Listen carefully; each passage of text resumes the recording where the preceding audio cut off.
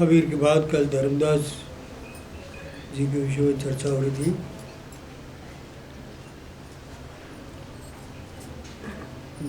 कल गोरखनाथ जी ने कहा था कि कोई संत ऐसे उच्च स्थिति को प्राप्त करता है, निगरा और मनमुख ये तो वहाँ जा ही नहीं सकते।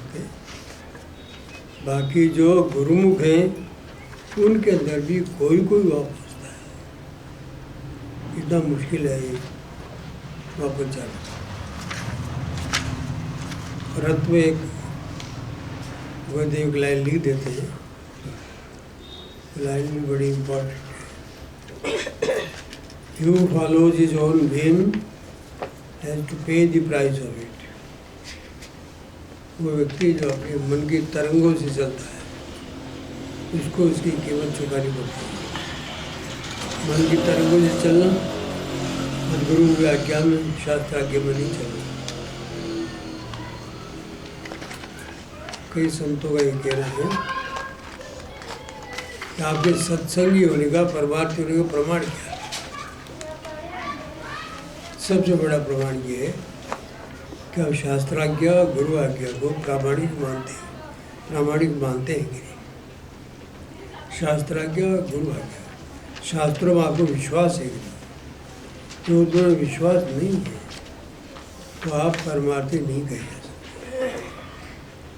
कि मनुष्य के ज्ञान से आगे की बहुत सी बातें शास्त्रों में वर्णित हैं और आप उनको नहीं मानते तो आप विकास कैसे करोगे? जहाँ आप मानते नहीं वहाँ जा नहीं सकते, जाने की प्रवृत्ति नहीं होगी। तो शास्त्रों में उल्लेख है मन से आगे कौन कौन सी गतियाँ हैं, परमात्मा तक जाने के लिए कौन कौन से रास्ते हैं और कैसी कैसी स्थिति आती है, परमात्मा का स्वरूप क्या है, कैसे वहाँ गया जाता है। ये शास्त्रों में वर्णित है बहुत सी बातें और मनुष्य की पकड़ वो आती नहीं है। इसलिए शास्त्रों में विश्वास करना ये सत्य परमार्थी होने का मुख्य लक्षण है।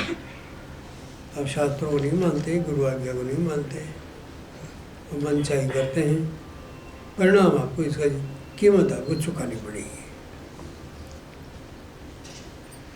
One he who follows his own whim has to pay a price of it.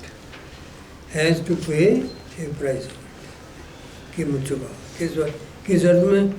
अप्राप्ति के रूप में, परमात्मा की प्राप्ति नहीं होगी, ये कीमत आपको चुकानी पड़ेगी। खाली हाथ जाओगे, इतना जीवन बिता के भी खाली हाथ जाओगे अगर आपने शास्त्र आज्ञा, शास्त्र विश्वास, गुरु आज्ञा, गुरु विश्वास इनमें अगर कमी रखी, इनके आज्ञा अनुसार वर्तन नहीं किया तो आपको कीमत चुकानी पड़ेगी। खाली हाथ जाओगे।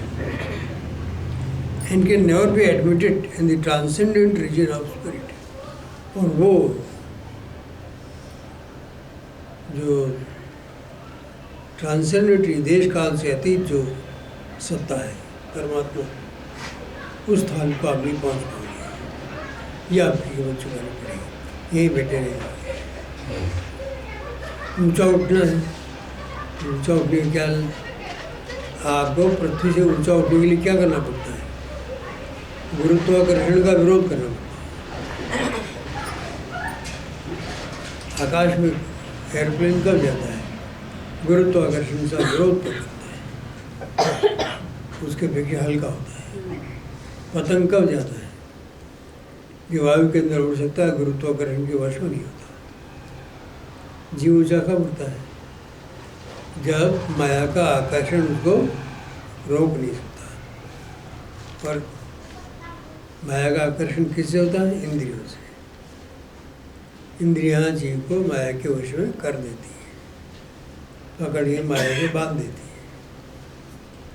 इसलिए अगर ऊपर उठना है तो माया से ऊपर जाने के लिए आपको इंद्रियों का सहारा छोड़ना पड़ेगा, इंद्रियों का आश्रय छोड़ना पड़ेगा, मन का आश्रय छोड़ना पड़ेगा। बुद्धि का कहना मत मानो। बुद्धि का कहना संसार में ठीक चलने के लिए है, संसार में तो बुद्धि का प्रयोग करना चाहिए, सद्बुद्धि का प्रयोग करना चाहिए। मूर्खता की बुद्धि भी होती है। जो बुद्धि काम और क्रोध के आवेश में आ जाती है वो बुद्धि कभी काम की नहीं होती, वो गलत निर्णय करवा देती है। काम और क्रोध दो के आवेश में जब आप निर्णय करोगे गलत निर्णय होगा, दुखी होगे। काम और क्रोध से बच के शांत होके परमात्मा का भजन करते हुए या गुरु आज्ञा के अनुसार जब कोई निर्णय करोगे आपके निर्णय सही होंगे और आप सुख पाओगे। यहाँ तक कल हो गया था, अब आगे चलते हैं।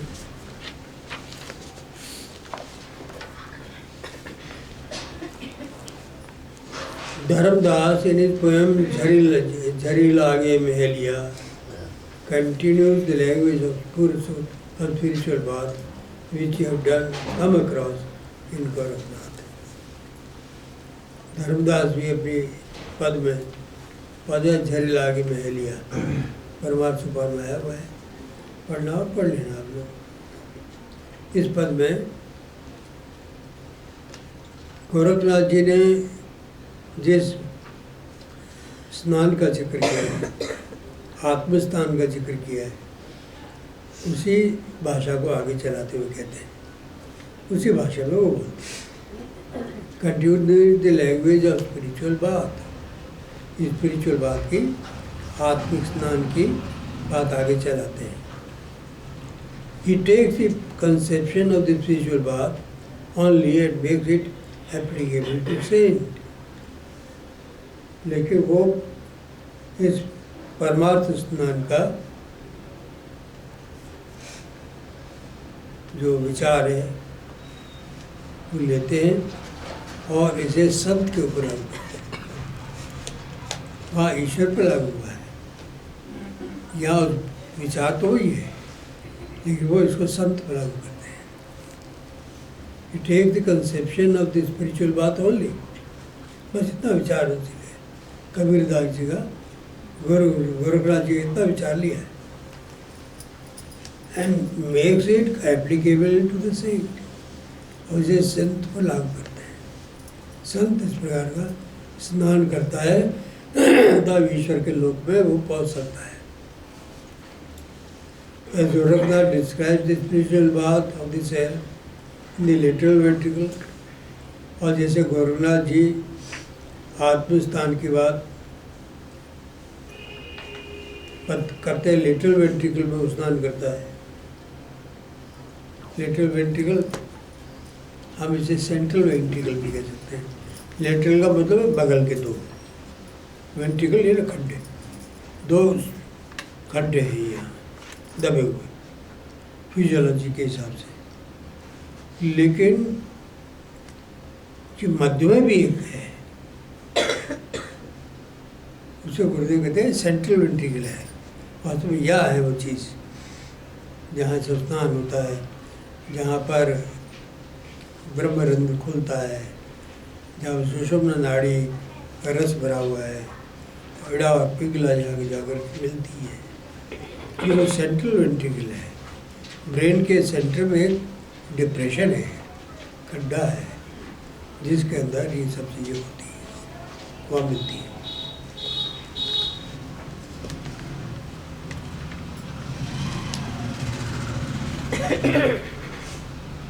Spiritual bath of the saint under a shower of spiritual rain. बात कैसा होता है? शावर होती है, शावर में बात लेते ना तो ये शावर होती है। लेकिन एम्ब्रोसियल जूस की शावर है, अमृत का रस होता है, वो झरता है और वो स्नान करवाता है, अमृत रस से आप भर जाते हैं।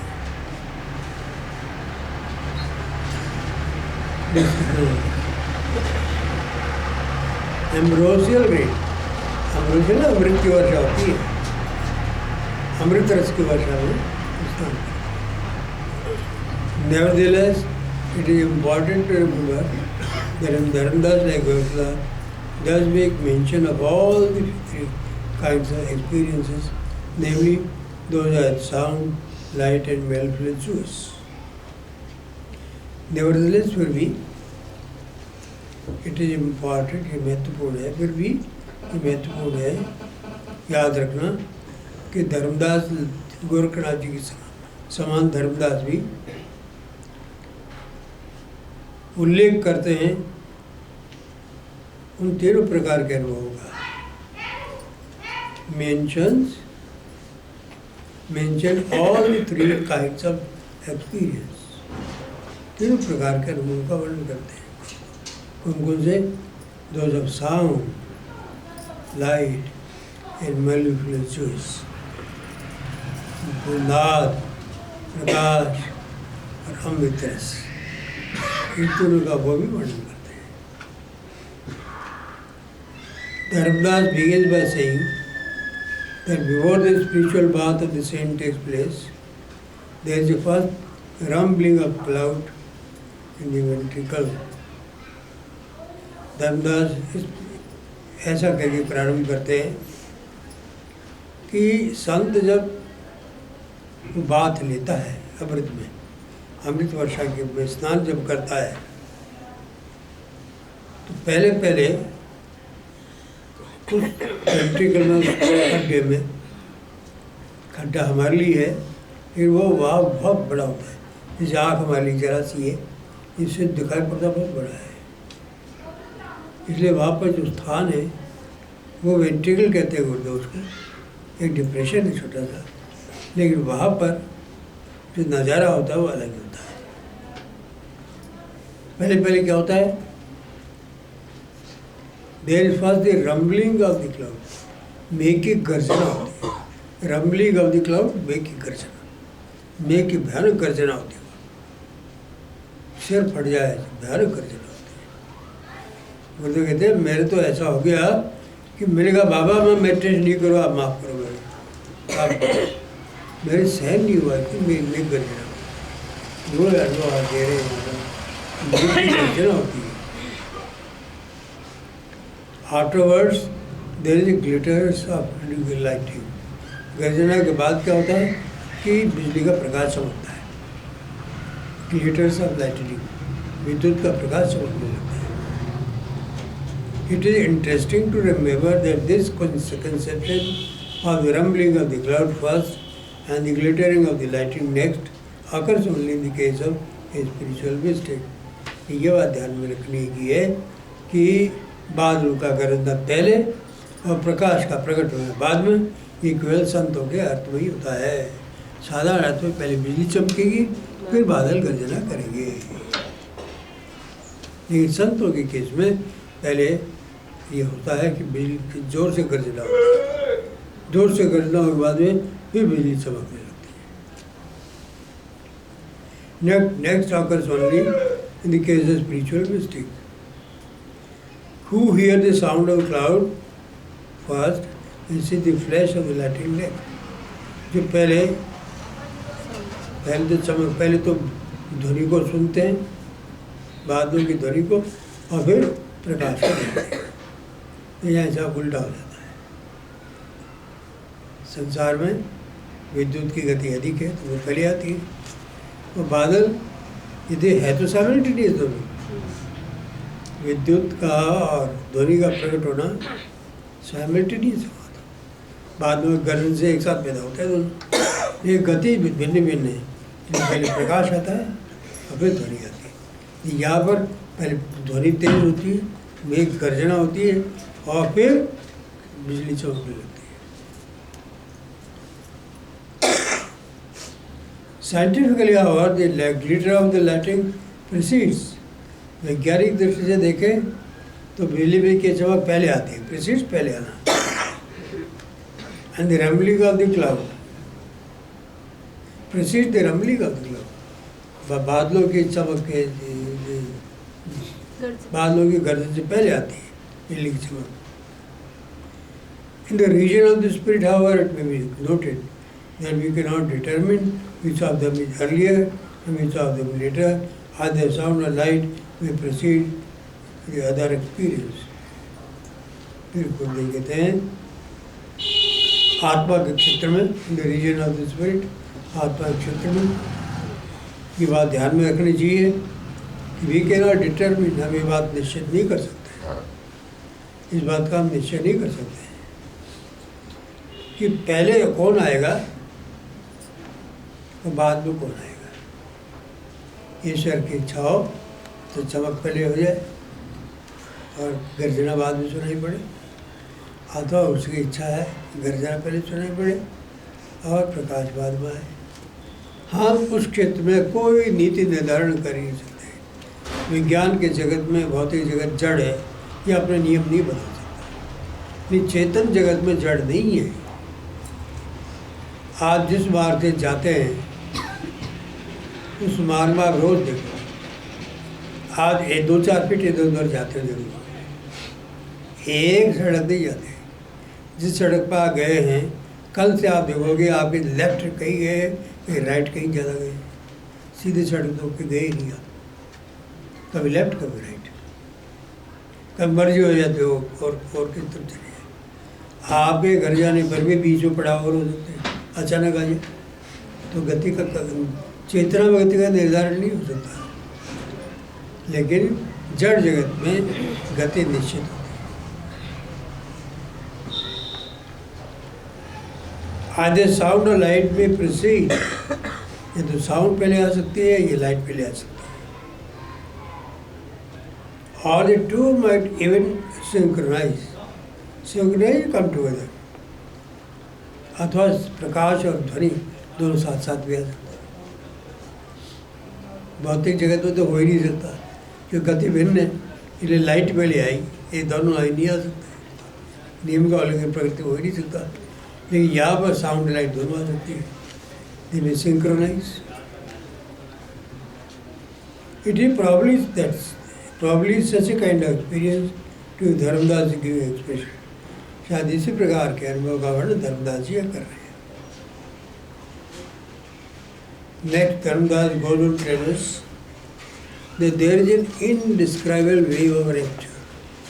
फिर धर्मदास जी आगे कहते हैं कि वहाँ पर एक अवर्णनीय सुख का तीव्र अनुभव होता है, तीव्र अवर्णनीय सुख का अनुभव होता है। वो रैप्चर तीव्र अनुभव, तीव्र आनंद, रैप्चर तीव्र आनंद, तीव्र आनंद की अनुभूति, अवर्णनीय तीव्र आनंद की अनुभूति वहाँ होती है। As produced by the wind upon the cloud, which sends down the ambrosial juice। जैसे कि बादलों के ऊपर की जो हवा है वह नीचे अमृत रस की वर्षा कर रही थी। As produced by wind upon the cloud, which sends down the ambrosial rain। We shall see later that this ambrosial rain is spoken of as अमीरस by Kabir. आगे हम देखेंगे ये जो अमृत वर्षा का रूप है कबीरदास जी अमीरस कहते हैं इसी को, ambrosial juice को। और दूसरे शब्द भी ऐसे ही कहते अमीरस कहते हैं। Under the shower of ambrosial rain, Shri Dharamdas saint takes spiritual bath. इस अमृत वर्षा के नीचे धर्मदास कहते हैं एक संत स्नान करता है, टेक्स बाथ, वो स्नान करता है वहाँ। तो स्नान करता है तो शरीर से स्नान नहीं है, शरीर के रोम रोम में आनंद लेने के लिए योग्यता उत्पन्न हो जाती है, तो आनंद का स्नान होता है। इस प्रकार का स्नान नहीं है कि पानी से कोई स्नान होता, कण कण में आनंद भर जाता है, ये स्नान है।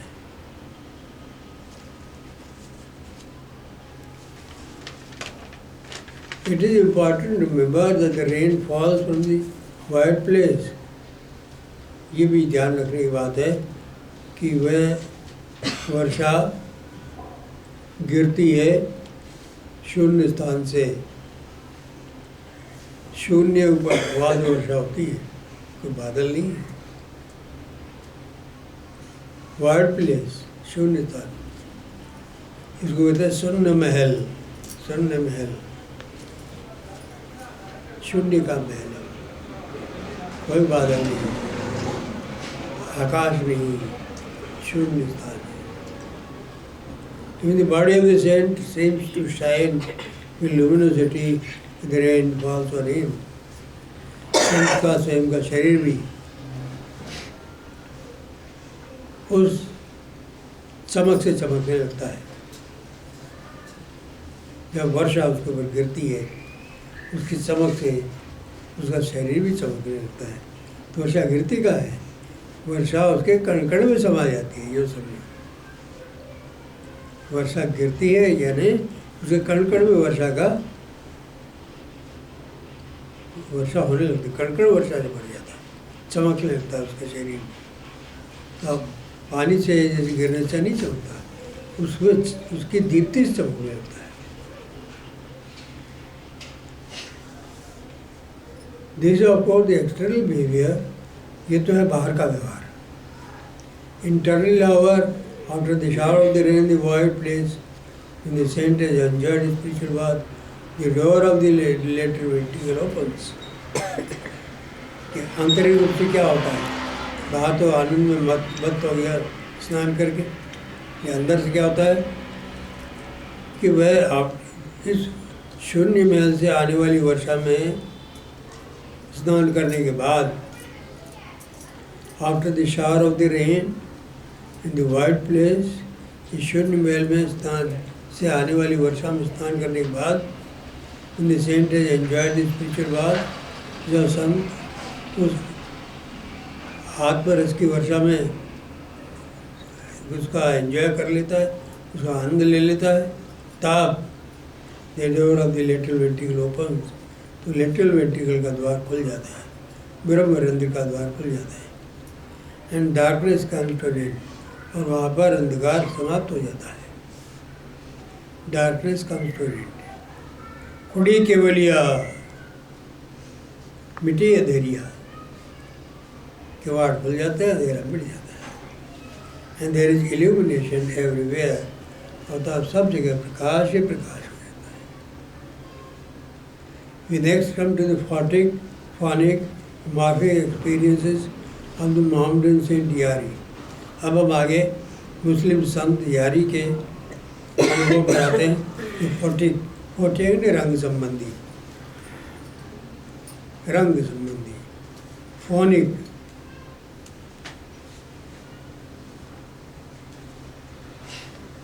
नाद संबंधी, मॉर्फिक आकार संबंधी।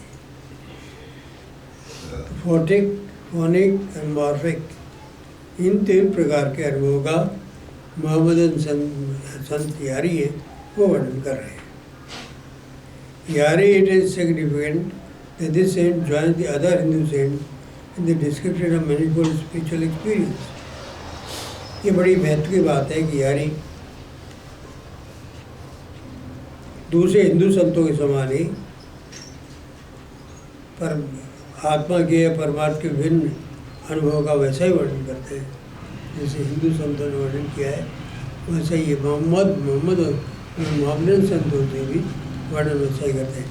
भाई अंदर जाओ तो न कोई हिंदू न कोई मुसलमान, हिंदू मुसलमान ठीक है।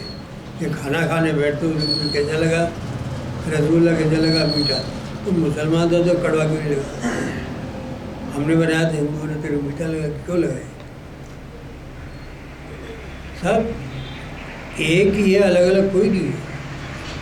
जिस जगह जन्म ले लेते हैं वहीं गैस कैसेट पर चढ़ा दिया, और वो कैसेट बोलने लगते हैं, तो कहता मैं हिंदू हूँ, कहता मैं मुसलमान। तो घरों में ये बढ़ा दिया उन बेचारों को। बाहर संसार में व्यवहार करते हुए हिंदू मुसलमान होते हैं, या अंदर जो प्रवेश करते हैं तो कोई हिंदू नहीं, संतों का कोई मत नहीं होता, याद रखना चाहिए। संत कभी हिंदू होता मुसलमान नहीं होते, संतों का कोई मत नहीं। संतों का एक ही मत है, वो है परमात्मा चैतन्य का अनुभव, बस एक ही मत है, उसमें कोई भिन्नता होती नहीं।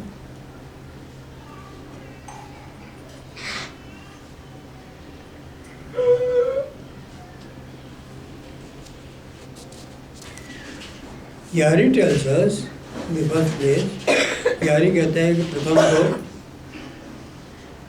That the saint experience in all pervading light, संत सर्वव्याप्त प्रकाश का अनुभव करता है। ऑल परवेडिंग, सर्वव्याप्त, नूर जहूर सदा भरपूरा, सर्व प्रकाश का अनुभव करता है। And then begin to bear hear various kinds of anand, anad sound. उसके बाद अनेक प्रकार के अनंत नाद का अनुभव करने लगता है। नाद का अनुभव आया, पहले क्या था, रंगों का अनुभव आया, फिर नाद का आया। यारी ऑल्सो मेक्स मेंशन ऑफ भृंगनाद, यारी भृंगनाद का भी वर्णन करते हैं। भ्रमर गुंजार तो भृंगनाद, भ्रमर गुंजार गगन में चढ़ी गाजे, गगन में चढ़ करके भ्रमर की गुंजार होती है। Which is top of the sky, और भ्रमर गुंजार आकाश के ऊपर तक, आकाश जो भेद की मस्तक भेद की जो आकाश दिखाई पड़ता है, वहाँ भ्रमरनाद सुनाई पड़ लेता है। It is true that many authors of the book of Wisdom regard Bhringanad as the culmination of such experience. यही सही है कि बहुत से लेखकों ने, परमार्थ पर लेखकों ने भृंगनाद को नाद का अंतिम रूप मान लिया है, कि नाद के अंत में आता है भृंगनाद, ऐसा कई लेखकों ने लिख दिया है। However, this is not so, लेकिन ये बात ठीक नहीं है। भृंगनाद को अंतिम नाद मान लेना गलत है। Who can set a limit to the order of this acme or spiritual experience? तो कौन सीमा बांध सकता है कि अनुभव की व्यवस्था क्यों होगी, उसकी सर्वोच्च स्थिति क्या होगी? एक्मे है ना, highest experience, highest peak acme. तो व्यवस्था क्या होगी, किस क्रम से अनुभव आएंगे, और सर्वोच्च चोटी क्या होगी, कोई नहीं कह सकता।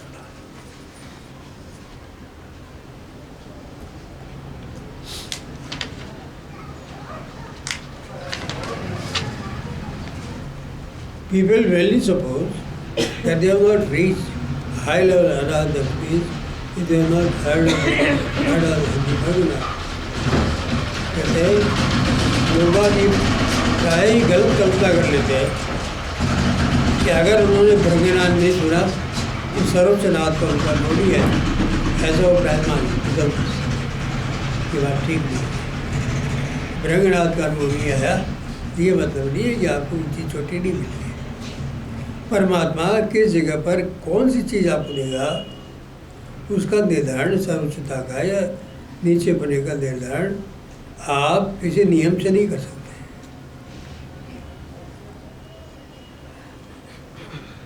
जैसे सिंहासन में बैठा हुआ कोई सन्यासी, बड़ा संत, बड़ा कहलाता है, लेकिन बड़ा वो है जो नीचे से नीचे बैठा हुआ जूतों के बाद बैठा है, उसमें अहंकार है ही, वो सबसे बड़ा। चैतन्य महाप्रभु को जब बड़े बड़े ऋषि संतों ने बुलाया, सन्यासी ने बुलाया सभा में आकर के कुछ बातचीत करने के लिए, तो उस सभा को देख करके वो नीचे पीछे जूतों के पास जाके बैठ गए, सिकुड़ के, जिसे उनको आता ही नहीं। और वो बड़े गर्व के साथ ऊपर बैठे हुए थे, वो आयुवृद्ध थे, ज्ञान वृद्ध थे, समझा कि हम बड़े और नीचे जा बैठे, और बड़े बालक की तरह से उनको बुलाया, आओ बच्चे इधर आओ, वहाँ क्यों बैठे हो, आओ हमारे पास आओ, बैठो, बात करो। और जब बात करने लगे तो सबकी हवाइयाँ उड़ी, सारे विद्वानों के चेहरे नीचे हुए। बड़ा कौन है, ये तो ईश्वर निर्धारित करता है। ईश्वर के यहाँ पर कौन बड़ा है कौन छोटा, वो निर्धारित करेगा। हमारे मानने छोटा बड़ा मानने से क्या, जिसको अनुभव साधारण है लेकिन वो स्थिति ऊंची हो सकती है। स्थिति ऊंची होती है, चित्त में कितनी शुद्धि है, कितना आपकी चित्त में आनंद है, कितनी विरक्ति है, ये उच्च होने की प्रमाण है। अचानक कभी कोई अनुभव आ गए, ऊंचे आ गए, तब ऊंचे नहीं बन जाते। क्यों आप वापस नीचे आ जाओगे, क्यों आपके अंदर उपादान पूरा नहीं है तो वापस नीचे आ जाएंगे। स्थायी रूप से अनुभव रहे आप में, और वो अनुभव से मन में परिवर्तन हो, आपके जीवन की विचारधारा में परिवर्तन हो, तब आप ऊँचे बनोगे। खाली अनुभव से ऊँचे नहीं बन सकते। विचारधारा, आपकी जीवन शैली और आपकी निर्विकार अवस्था, आपको वैराग्य अवस्था कितनी प्रबल होती है अनुभव से, वो अनुभव का मूल्य है। अगर अनुभव का मूल्य ये नहीं है तो फिर अनुभव का कोई अर्थ नहीं है। क्या फायदा अनुभव से?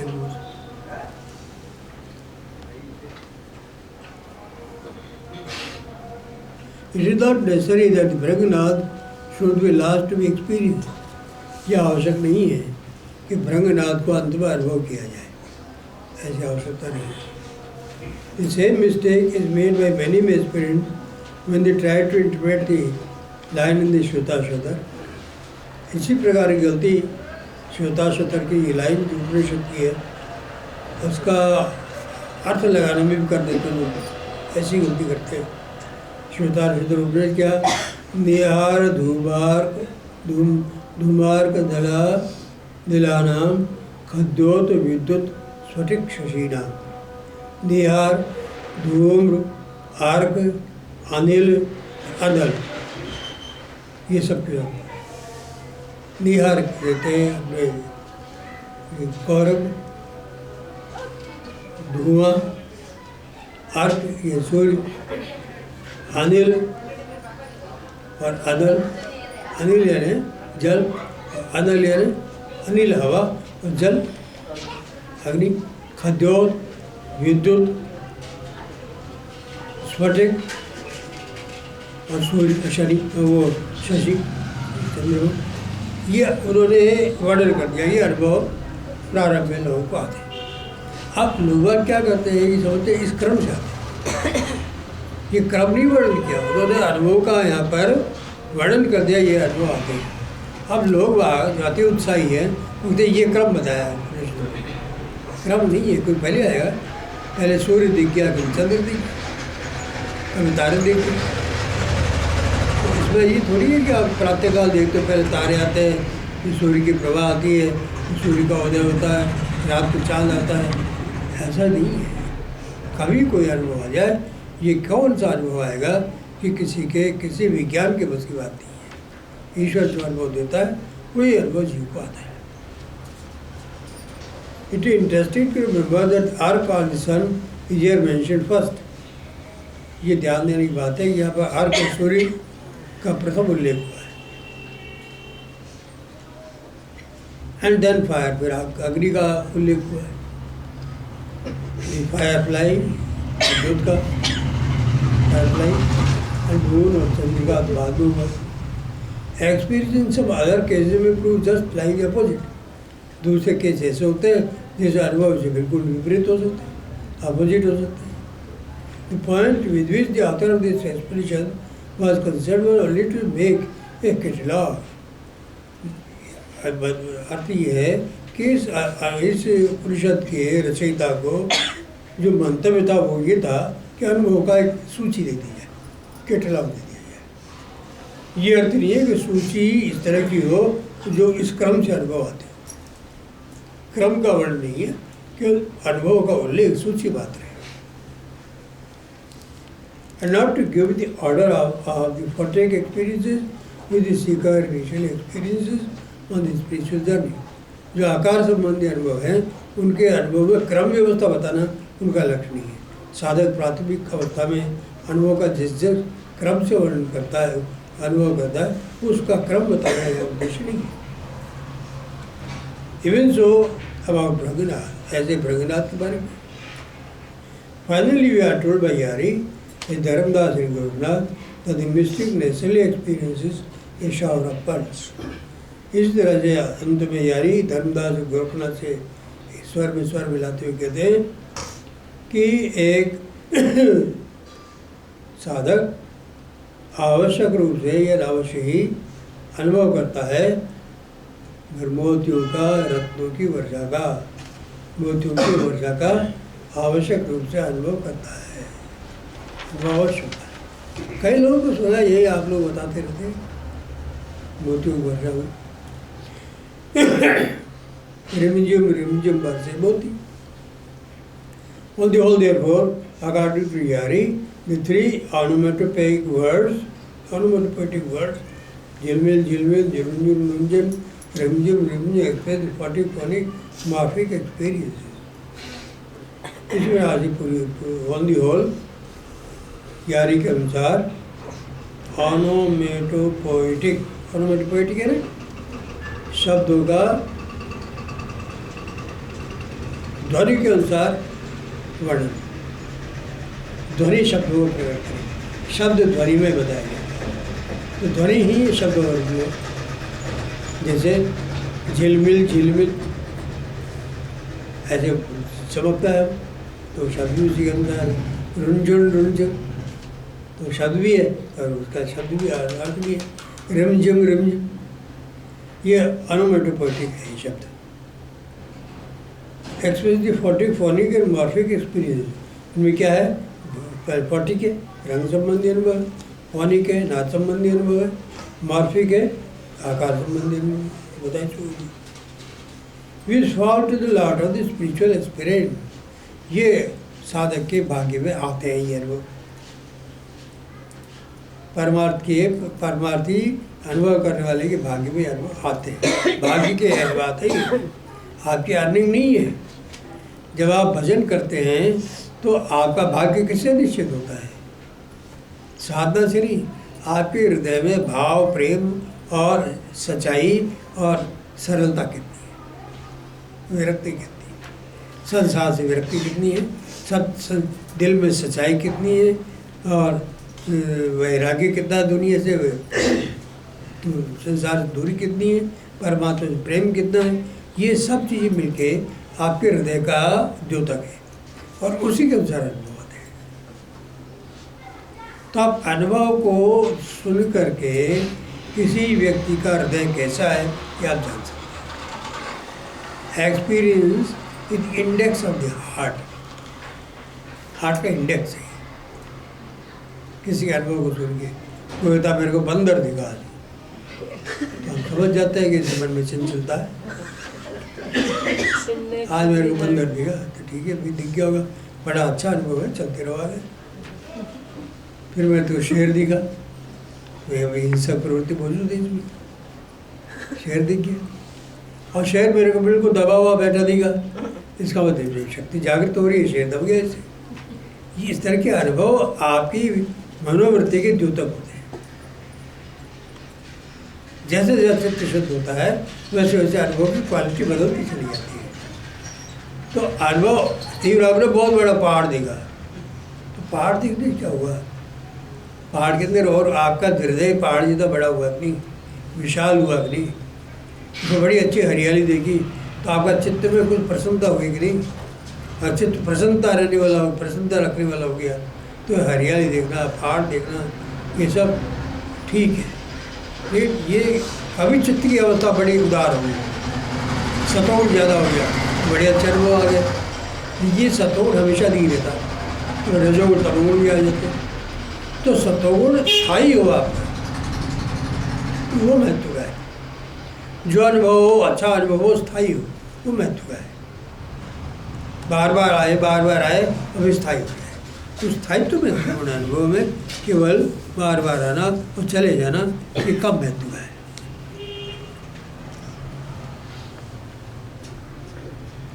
Very rare is not necessary, there should be any order between what a phonic morphic experience. यहाँ पर भी आवश्यक नहीं है कि नाद संबंधी, आकार संबंधी ये जो अनुभव है इनमें कोई क्रम हो, ऐसे कोई आकार पहले आ सकता है, फिर रंग पहले दिखाई पड़ सकते हैं, फिर आकार आ सकता है, फिर आकार और रंग एक साथ आ सकते हैं। ये पहले रंग गिरते दिखाई पड़े, फिर महल दिखाई पड़े बिल्कुल सफ़ेद, फिर आपको महल में रंग बिरंगे काज, रंग बिरंगा महल दिखाई पड़े, तो वो रंग अब आकार के रूप में आ गए, आकार और रंग एक हो गए, तो ये विकास है। और खाली रंग अलग से लटकते रहे तो विकास नहीं है। आकार में ये रंग जुड़ जाए, आकार और रंग जुड़ करके और समष्टि हो जाए उनकी, तो ये फिर इसको रचना कहते हैं। जैसे आपके पास चीनी रखी है, घी रखा है, आटा रखा है, सब चीज़ें रखी है, सब अलग अलग है, तो क्या रचना हुई इसमें। लेकिन अगर कोई रचनाकार इस घी को, आटे को सेक के, चीनी मिला के, पानी डाल के, हलवा बना के आपके सामने रख दे, तो आप कहोगे हाय अब ये आकार आ गया, अब ये खाद्य नहीं है। इस प्रकार के अनुभव के अंदर भी एक आकार एक प्रकार की रचना होने लगती है, सम्मिश्रण होने लगता है।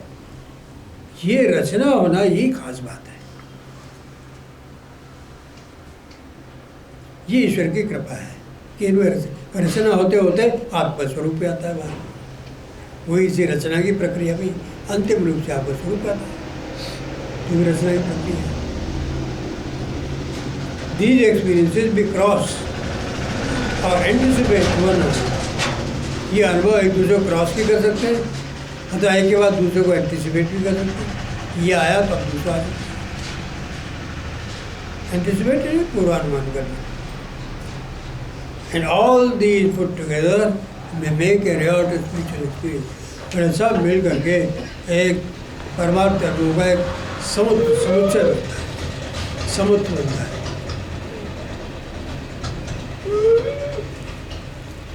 It is interesting to remember that even this great novel in Saint Gyari, it stresses the importance of Naam in the realization of such an experience।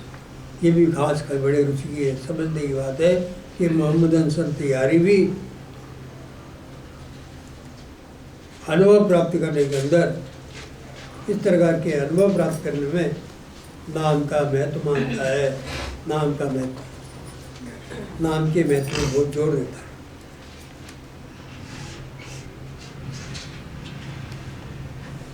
निर्मल निर्मल निर्मल नामा कह यार यारी तहरियो विश्राम। निर्मल निर्मल निर्मल नाम है, निर्मलता चित्त की है, उसे नाम चल रहा है।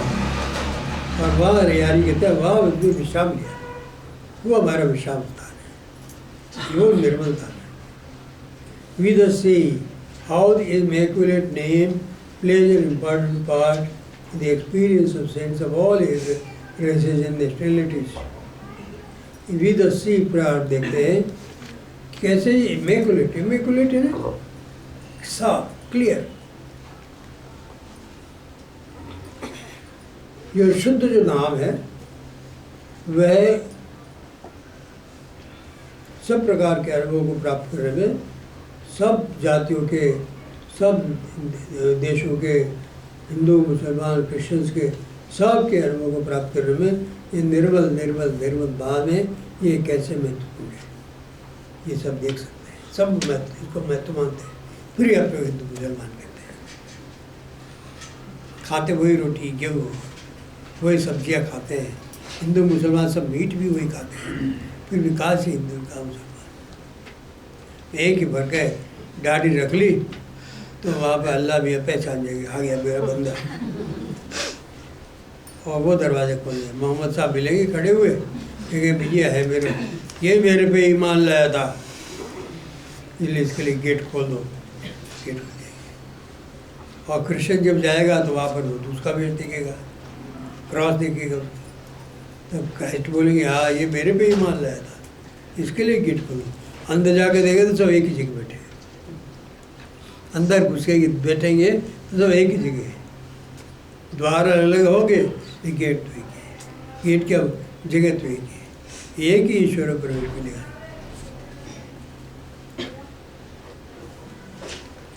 We have considered hitherto experiences such as the spiritual bath, the 44 morphic experiences in saints like Gorakhnath, Dharamdas and Yari. अब तक हमने विचार किया है अनुभव का, जैसे आत्मस्थान, स्पिरिचुअल बात तथा आकार, नाद और रंगों के अनुभवों का वर्णन, अनुभव किया है, वर्णन सुना है। गोरखनाथ, धर्मदास, यारी। Let us now consider what Charandas has to say in regard to this peculiar experience। अब हम इस बात पर आते हैं कि चरणदास क्या कहते हैं।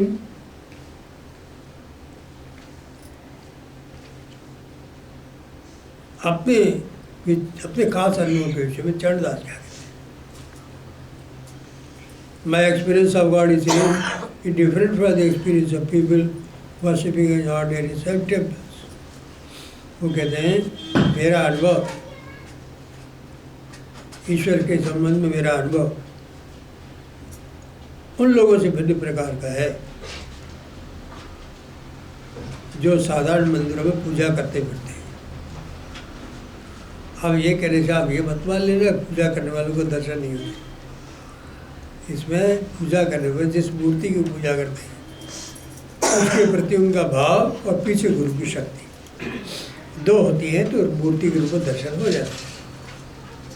अलग मूर्ति में कुछ नहीं होता, गुरु की शक्ति होती पीछे और उनका भाव होता है, दोनों मिल करके उस आकार में दर्शन देते हैं। लेकिन अगर गुरु नहीं है, आप मूर्ति की उपासना करते हो तो 1000 जीवन बिता दो तो भी संभव नहीं होगा आपके लिए, कुछ भी प्राप्त नहीं होगा।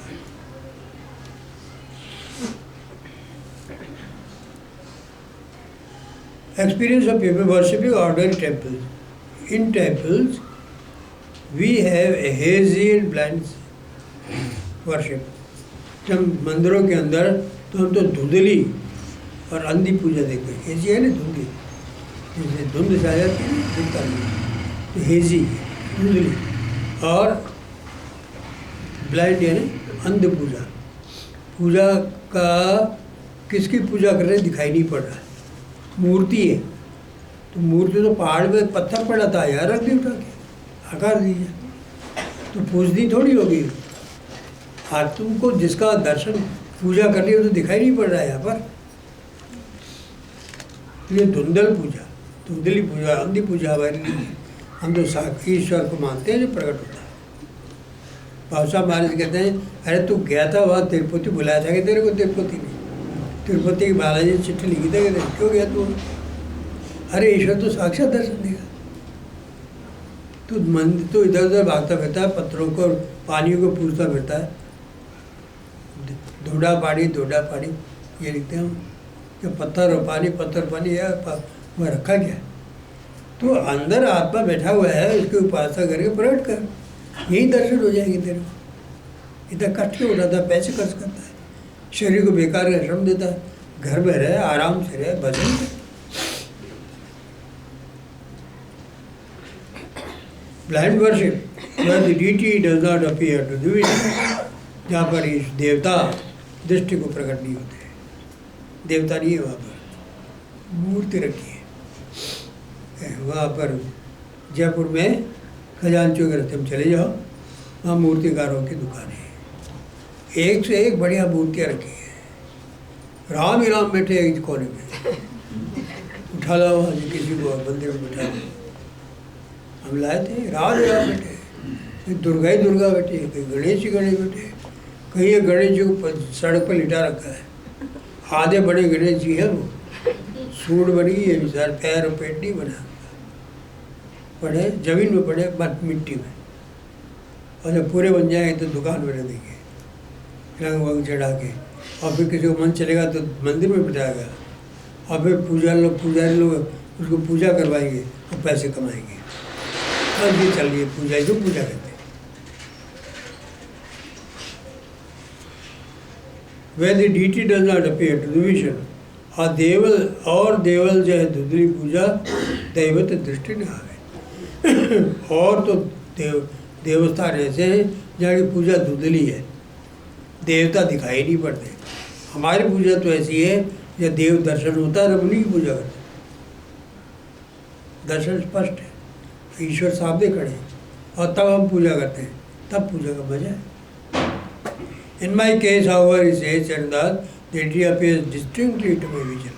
चरणदास जी कहते हैं मेरा देवता तो स्पष्ट रूप से, डिस्टिंक्टली स्पष्ट रूप से मेरे सामने प्रकट होता है। स्पष्ट में तो मेरे सामने खड़ा हुआ देखता हूँ,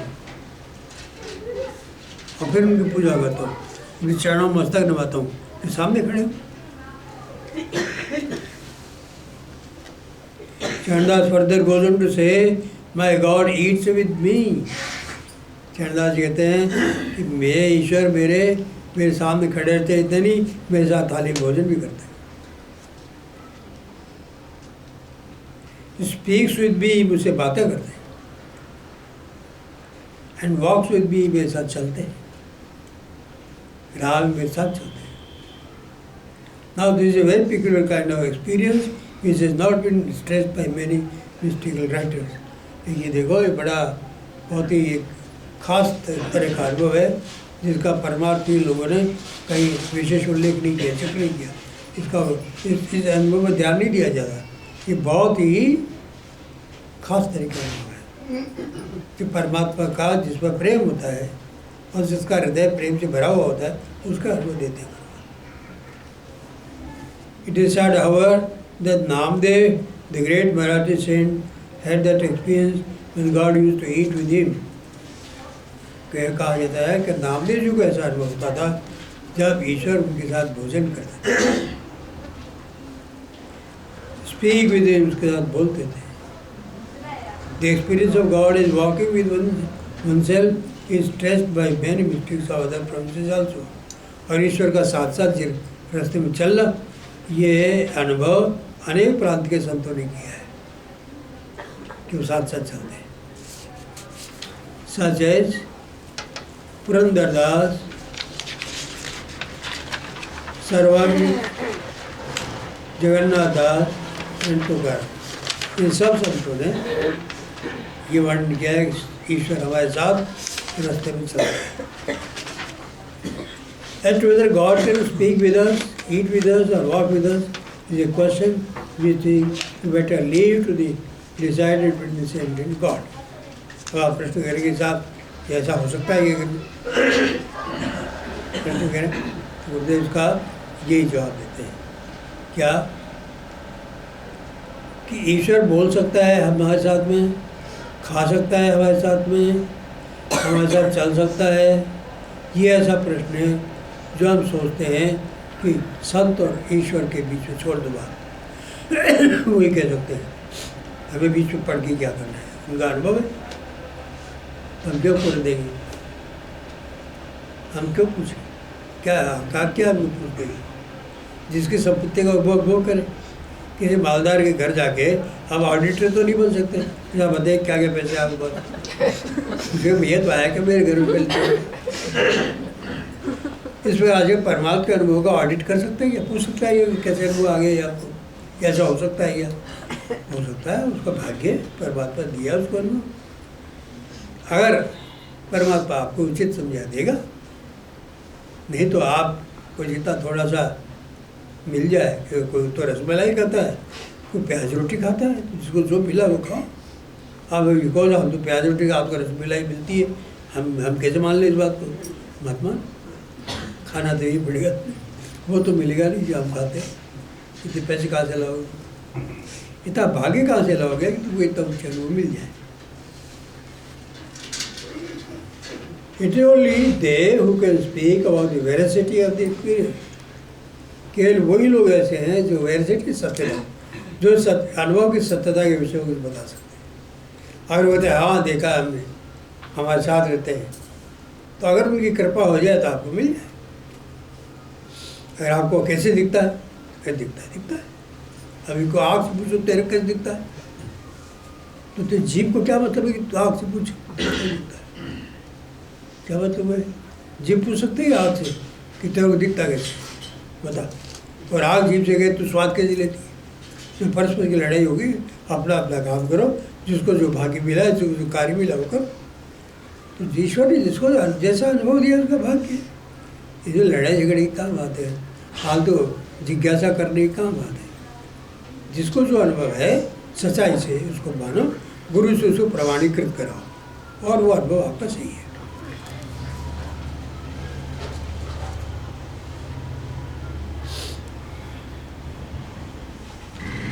other person have got nothing to do it. दूसरे आदमी से कोई लेना देना नहीं है, कोई लेना देना नहीं किसको क्या अनुभव आता है। The saint, however, must remember that he will not be charged with hallucination. संत को इसका ध्यान रखना चाहिए कि वह ब्रह्म पूर्ण होने का चार्ज दे लेगा, ब्रह्मपूर्ण दर्शन। जैसे कहते हैं ना, रात को इस बड़ के पेड़ के नीचे भूत आता है, समझे? अगर तुम जाके बता दो तो मैं हम माने, और डर के में तो नहीं मानूंगा, फिर डर के नहीं जाते हैं। रात को आता है भूतिया, अगर आप सामान्य पब्लिक से हो तो ज़रूर पालेगा। और एक आदमी चला भी गया बेचारा, भगा तो खूटा गाड़ गया रहा वहाँ, खूटा गाड़ा, धोती पकड़ी गई उसकी, खूटे जो उठा तो खूटा खूटे धोती पकड़ ली। अब वो चला लगा, भूत आ गया, भूत आ गया। तो अनुभव लेके आया ना भूत का, वो लगा मेरे को भूत आया, अब चिल्ला लेगा। तो इस तरह का अनुभव नहीं होना चाहिए जो हेलुसिनेशन तो है ही नहीं, दिखाई पड़ गया। अच्छे टेस्ट कराओ, गुरु से प्रमाणित कराओ, शास्त्र प्रमाणित हो, आपको वो बार बार आए, स्थायी हो, आँख खोल के देखो, आँख बंद करके देखो, हर तरह से वो अनुभव आपका सही हो। कल्पना नहीं गुण दिख गया, आपने देखा तेरा कल्पना भी दिख जाती है, कल्पना भी साकार होती है, तो अनुभव नहीं होता। But however, that does not introduce poetry in the account of his realization. अतः वो अपने अनुभव के वर्णन में काव्य का सृजन नहीं करते, काव्यात्मक ढंग से वर्णन नहीं करें, कल्पना प्रसूत वर्णन नहीं करें, यथार्थ वर्णन करें। संत को भी ये चाहिए। There is one point, however, for which one must give high credit to Charandas. एक बिंदु ऐसा है जिसमें चरणदास जी को खास शाबाशी दी जानी चाहिए। We shall presently say namely the conception of the virtues। कहते हैं कि उनका जो एक विचार है, कंसेप्शन है वर्चुअस लाइफ का, नैतिक जीवन का, वो एक बहुत बड़ी योगदान है चरणदास। वर्चुअस लाइफ, नैतिक जीवन,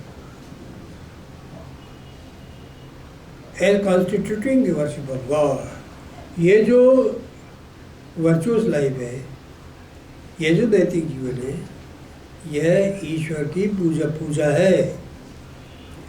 आप और को पूजा करो कि नहीं करो, लेकिन वर्चुअस लाइफ हो यदि आपकी, नैतिक जीवन से पूर्ण हो आपका मन पूर्ण नैतिक जीवन हो आपका, तो यह ईश्वर की पूजा से कम नहीं है।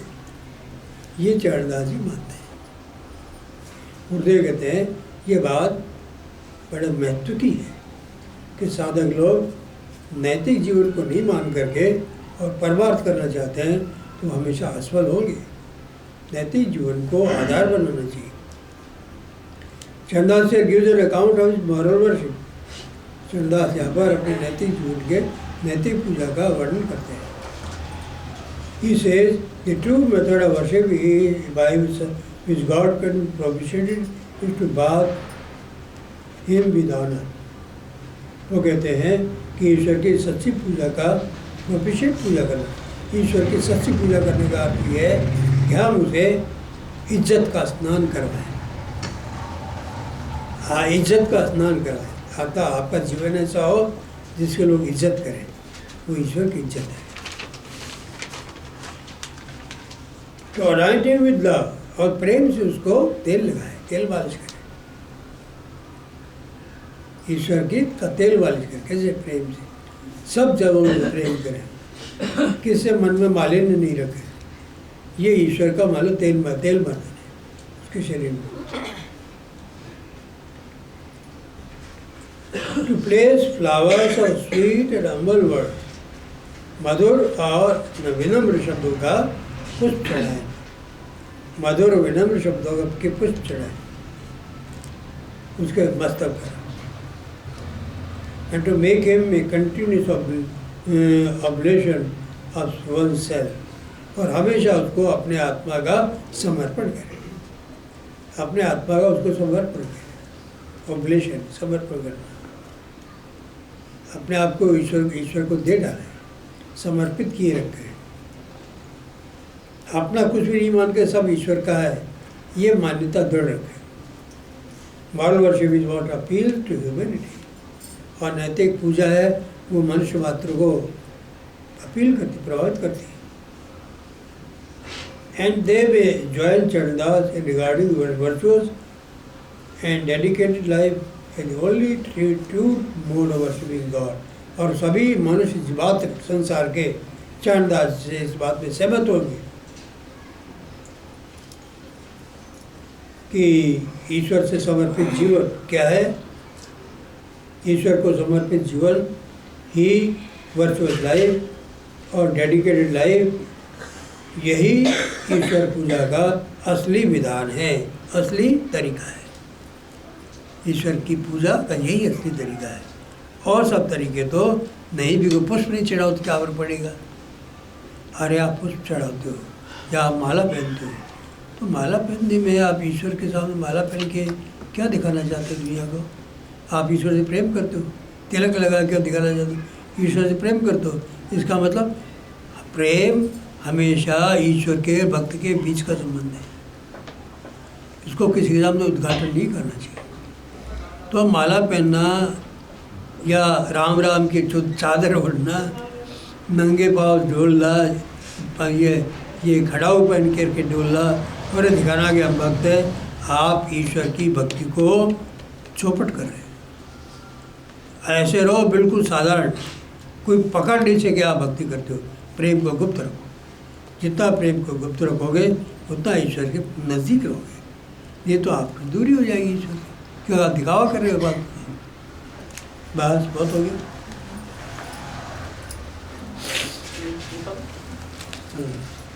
कुछ सुनवाओ तो ठीक हो जाए।